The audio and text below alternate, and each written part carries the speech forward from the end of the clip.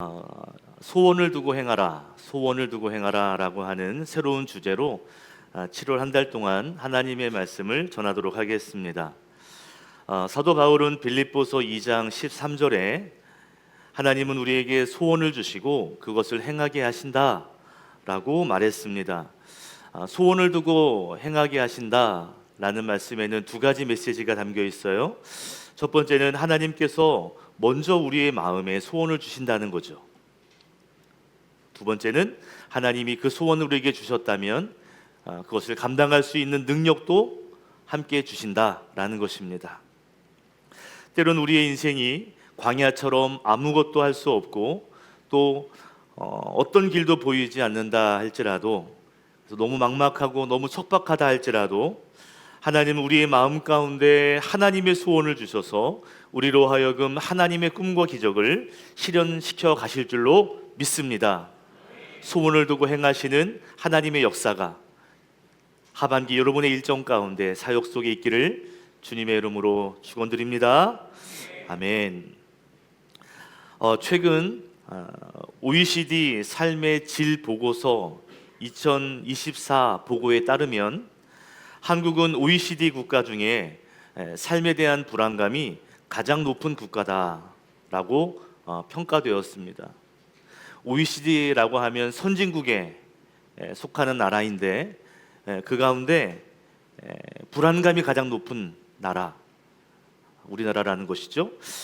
북한과의 안보 때문만이 아니라 요즘 경제 문제, 교육 문제, 또 정치적인 문제, 여러 가지 이슈를 통해서 사람들은 불안해하면서 살아가고 있다라고 평가했습니다. 불과 40년, 50년 전만 해도 우리는 정말 지금의 삶은 너무나 풍요하고 또 너무나 편리한 삶을 누리고 있지만, 그런데 너무나 이상하게도 또 너무나 안타깝게도 우리나라는 OECD 국가 중에서 여전히 자살률 1위를 차지하는 불명예를 가지고 있습니다. 통계청 보고에 따르면 작년 자살률은 9년 만에 최고치를 경신했다라고 말합니다. 점점 더 자살하는 한국 사람들이 많다는 거죠. 세상은 이런 것 같습니다. 불안함이 커질수록 감사는 작아지는, 세상 사람들은 그런 구조를 가지고 살아가는 것 같아요. 그죠? 불안하면 행복할 수 없죠. 불안하면 감사할 수 없습니다. 불안한데 기뻐할 수 없어요. 이것이 세상에 살아가는 사람들의 방식이거든요. 그런데 오늘 본문의 사도 바울은 완전 다릅니다. 빌립보서는 사도 바울이 로마 감옥에서 갇혀 있을 때 빌립보에 있는 성도들에게 쓴 편지죠.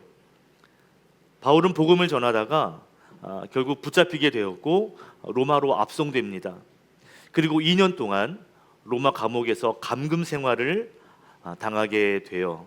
여러분들, 이 감옥은 여러분 상상하는 지하에 있는 그런 감옥이 아니라 자택연금이라 그래서요, 집에서 감금을 당하는 그런 감옥 시설입니다. 2년 동안 자택연금을 당하면서 어느 정도 사람들이 오고 가면서 교통할 수 있었어요. 그러니까 자유로운 만남은 있었습니다. 또 옥중서신이라 그래서 감옥에서 쓴 4권의 편지죠. 빌립보서, 에베소서, 골로새서, 그리고 빌레몬서. 특별히 이 옥중서신이라고 말하는 이 편지가 사도 바울이 이 감옥에서 썼는데요. 그러니까 편지를 쓸 수 있을 정도의 환경도 있었다는 것입니다. 그러니까 자택연금 하면 좀 편하구나, 자유롭구나 라고 생각할 수 있지만 또 그것만도 아니었어요. 당시 로마 황제의 친위 부대가 바울이 탈출하지 못하도록 4시간에서 6시간씩 사람들이 교대로 사도 바울을 감시했습니다. 그래서 24시간 하루 종일 경비가 돌아가면서 사도 바울을 감시했어요. 뿐만 아니라 에베소서 말씀 보니까 바울의 손에는 쇠사슬이 매여 있다라고 고백하는 걸 보면 그렇게 자유로운 것도 아니었습니다. 어쩌면 사도 바울에게 있어서 로마 감옥은 광야였을 것 같아요. 지난 한 달 동안 살펴보았던 광야, 2년의 시간은 그에게 기다림의 광야였고 또 약해짐의 광야였고 또 모든 것을 상실하는 상실의 광야였고 그리고 외로움의 광야였습니다. 그런데 놀랍게도 빌립보서를 천천히 읽어 내려가다 보면 그 어디에도 그가 감옥에 갇혀 편지를 쓰고 있다라고 하는 느낌을 전혀 받을 수가 없습니다.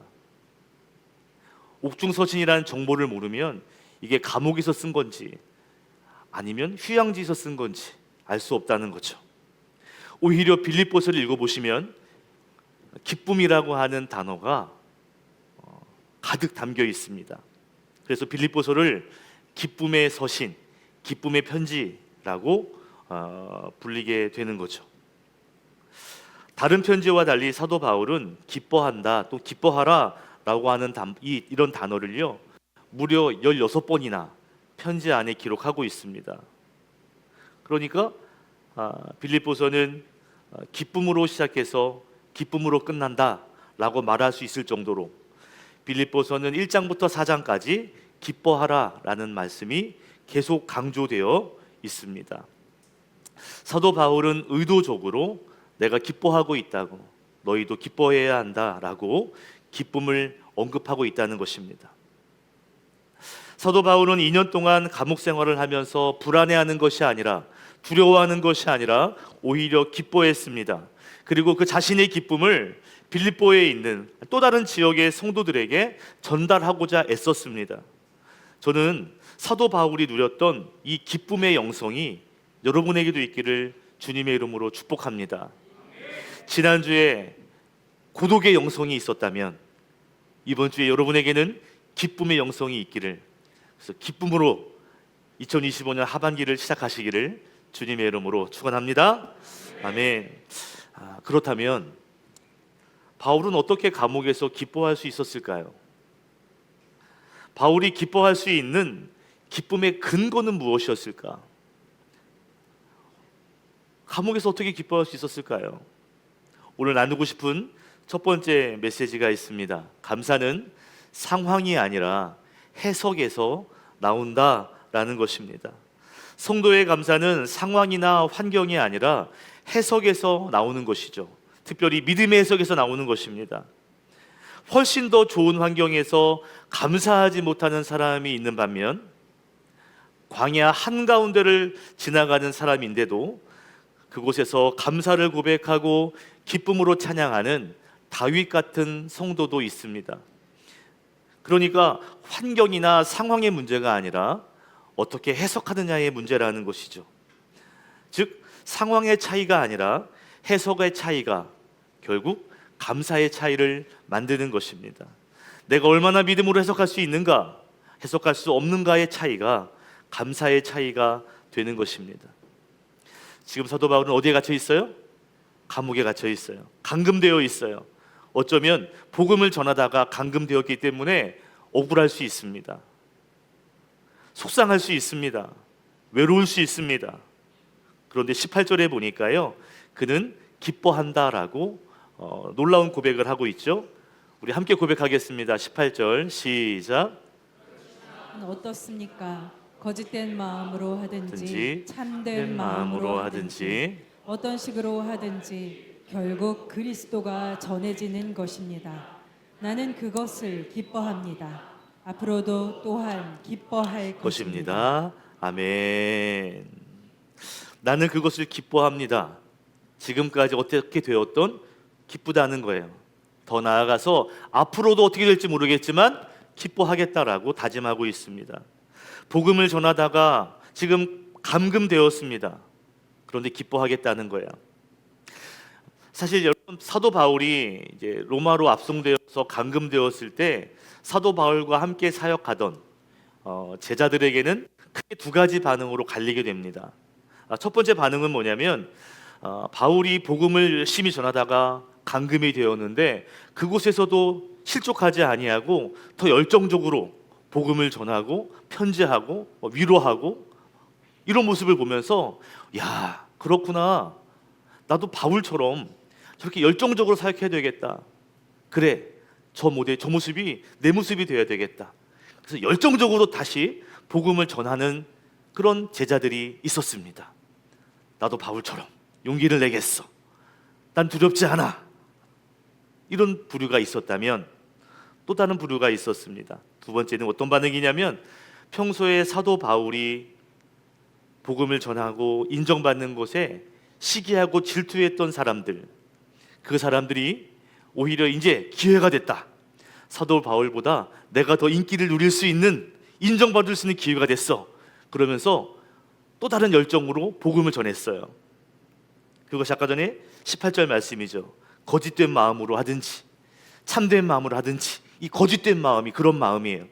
복음을 위해서, 진짜 위해서가 아니라 내가 사도 바울보다 더 인정받는 사람이 될 거야. 난 사역에 성공할 거야. 난 더 잘 나가고 싶어. 그래서 열정적으로 복음을 전하는 제자들도 있었습니다. 자, 두 가지 반응이요. 우리 16절 읽어볼까요? 시작. 좋은 뜻으로 전하는 사람들은 내가 복음을 변호하기 위하여 세우심을 받았다는 것을 알고 사랑으로 그리스도를 전하지만 그렇지 않은 사람들도 있었다라는 것이죠. 많은 제자들이 바울을 통해 은혜를 받고 감동을 받고 열정적으로 복음을 전하는 사람이 많았겠죠. 그런데 일부 바울을 시기하고 질투했던 사람들, 그들은 한편으로는 성장하지 못한 어린아이의 수준의 어떤 신앙적인 부분 때문이었는지 모르겠어요. 이런 고백을 했을 것 같습니다. 바울이 감금되었을 때 내가 열심히 사역해서 내가 유명해질 수 있는 기회가 생겼네. 나 바울보다 성공할 거야. 그래서 복음을 전하면서도 한편으로는 바울의 허점을, 약점을 또한 슬쩍 꺼내기도 하는, 그래서 바울을 더 힘들게 하는 일들도 있었다는 것입니다. 즉 불순한 동기로 복음을 전하는 사람 있었어요. 그런데 바울이 이렇게 고백하죠. 거짓된 마음으로 복음을 전하더라도 또는 참된 마음으로 복음을 전하더라도 그리스도만 전해진다면 나는 기뻐할 수 있다. 나는 기쁘다 라고 말하는 것이죠. 바울이 이렇게 멋있게 멋진 고백을 할 수 있었던 이유는 상황을 해석하는 그 능력이 남달랐기 때문이에요. 어떻게 나를, 얼마 전까지만 해도 내 비유를 마치고 나를 도와주는 그가 어떻게 이렇게 행동할 수 있어? 라고 해석한 것이 아니라 그리스도를 드러내는 일이 확장된다면, 복음이 더 잘 전해질 수 있다면 그 정도는 괜찮아 라고 해석했기 때문이에요. 여러분, 오늘 우리가 하반기를 시작할 때 감사로 시작하기 위해서는 사도 바울처럼 믿음의 해석이 있어야 할 줄로 믿습니다. 미국의 영성가이고 신학자, 그리고 기독교 상담가인, 그리고 제가 가장 좋아하는 사람 중에 한 명인 헨리 나우에는 감사에 대해서 이런 명언을 남겼습니다. 우리 함께 고백하겠습니다. 시작. 감사는 조건이 아니라 선택이다. 삶이 내 뜻대로 되지 않아도 감사로 반응하는 사람은 자유롭다. 아멘. 감사는 조건이 아니라 뭐라고요? 선택이라는 거예요. 내 삶이 내 뜻대로 되지 않아도 감사로 반응하는 사람은 환경을 초월할 수 있는 자유를 누릴 수 있다라고 말합니다. 너무 멋진 고백 아니에요?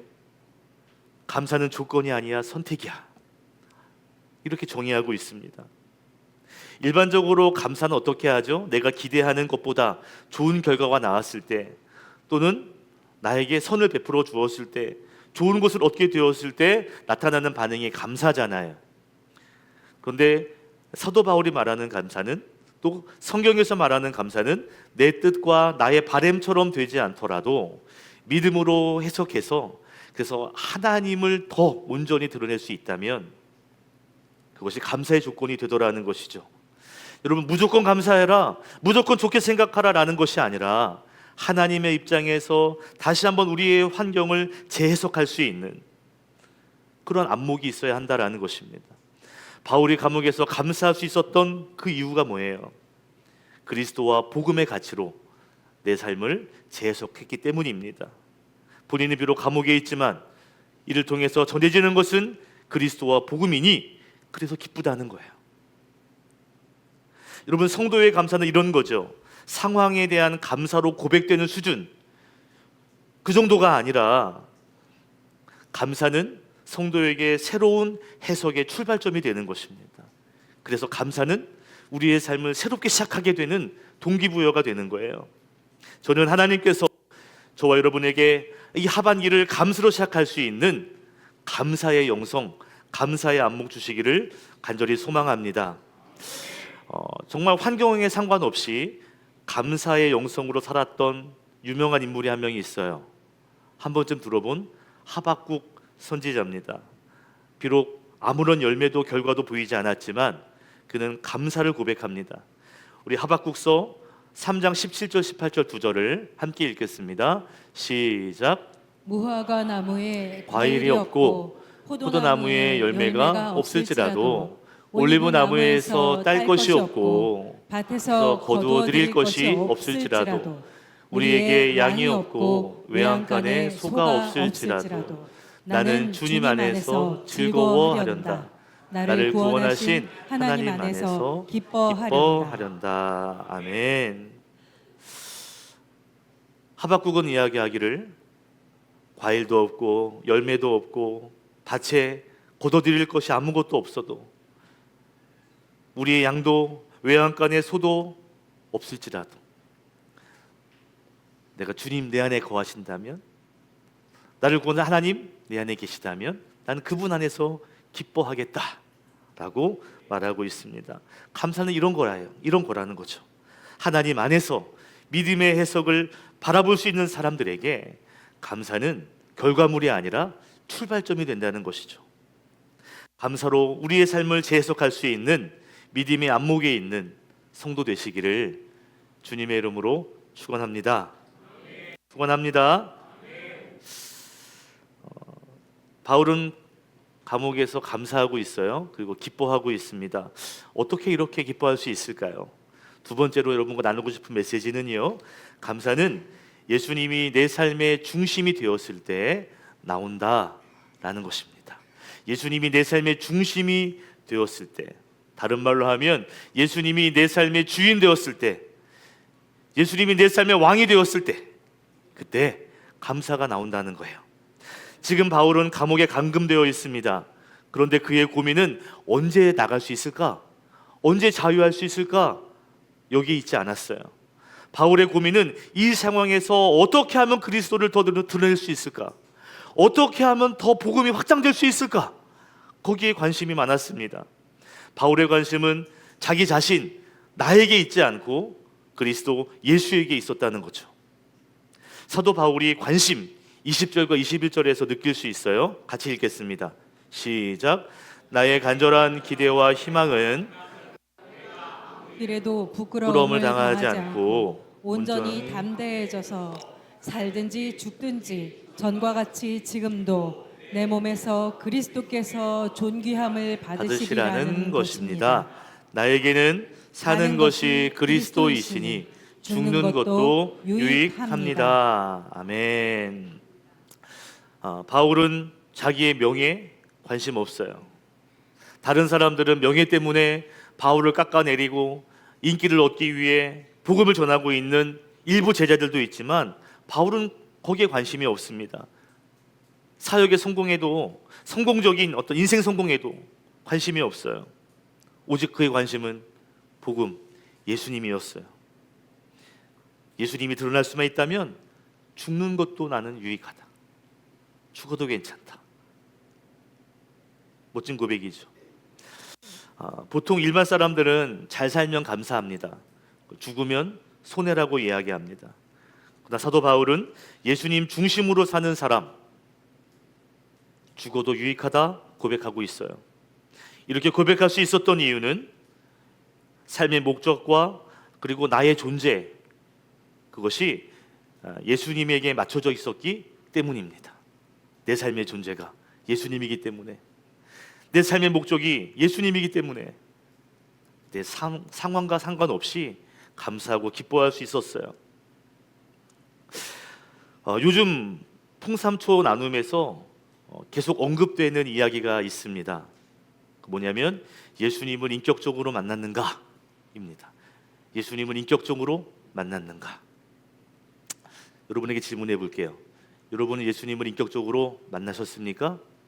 어떻게 만나셨습니까? 어떻게요? 어떤 방식으로요? 어떤 분은 이렇게 만났다고, 어떤 분은 기도하다가, 어떤 분은 어떻게 해요? 다 다를 겁니다. 또 어떤 분은 잘 모르겠다는 분도 있어요.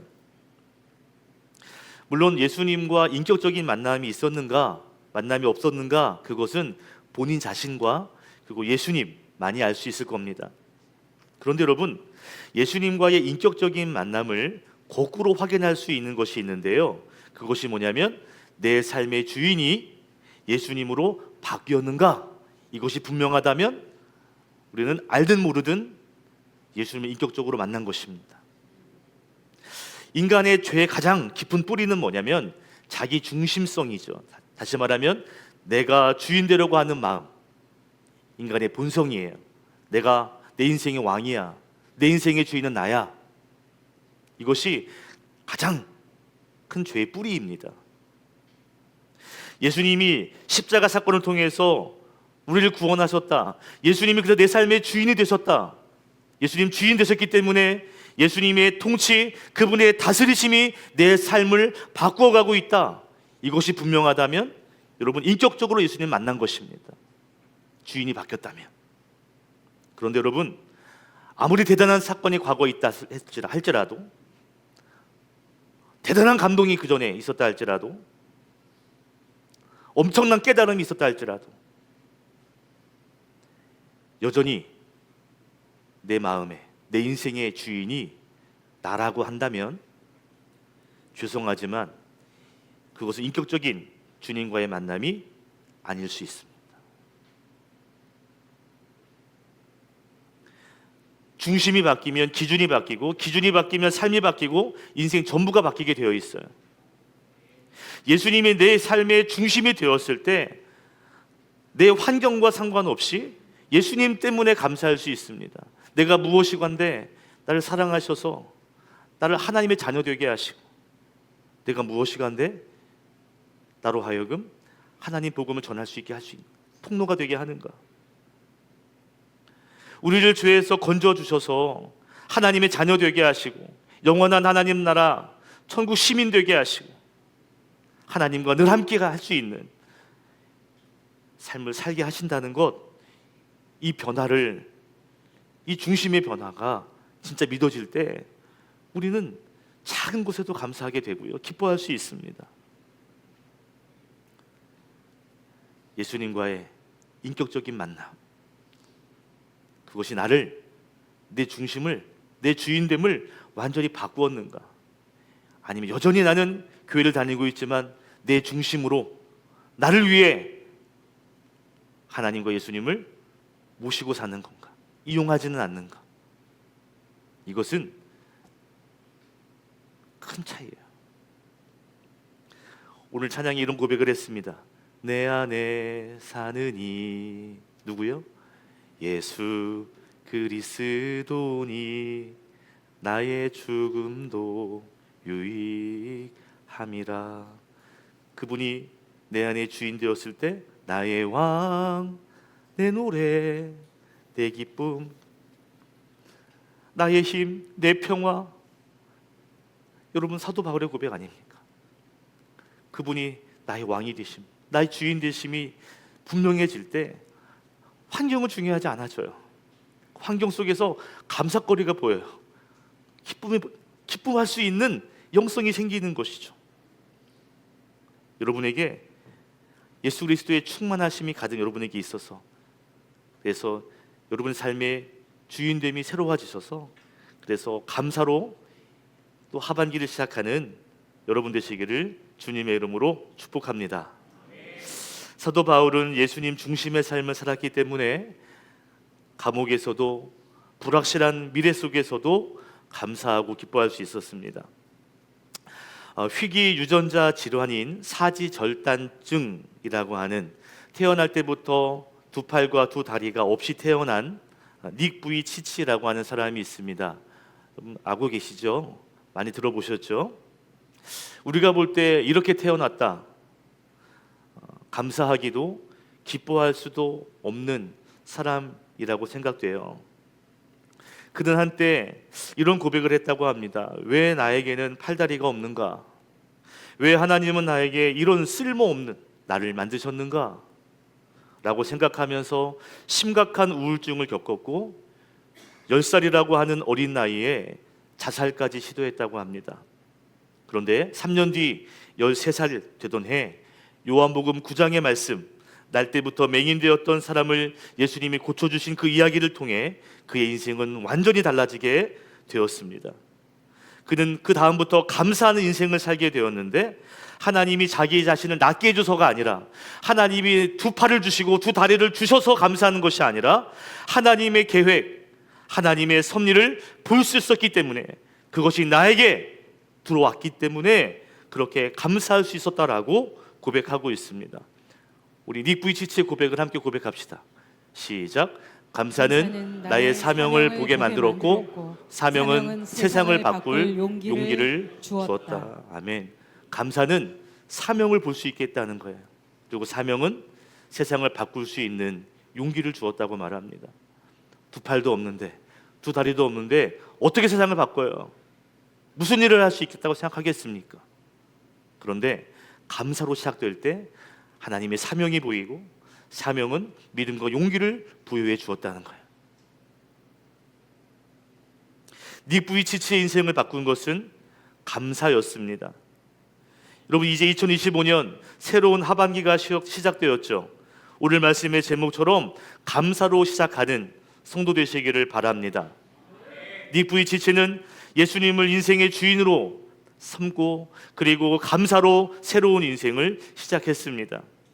지금도 그는 사도 바울처럼 그리스도를 드러내는 사역을 하기 위하여 전 세계를 다니면서 간증하고 있다고 하죠. 그의 인생을 바꾸었던 말씀, 요한복음 9장의 말씀, 그 말씀이 예수님이 내 인생의 주인이 되는 말씀이었는데 그 말씀을 우리가 함께 고백함으로써 오늘 설교를 마치도록 하겠습니다. 요한복음 9장 3절의 말씀이에요. 함께 고백하겠습니다. 시작. 예수께서 대답하셨다. 이 사람이 죄를 지은 것도 아니요 그의 부모가 죄를 지은 것도 아니다.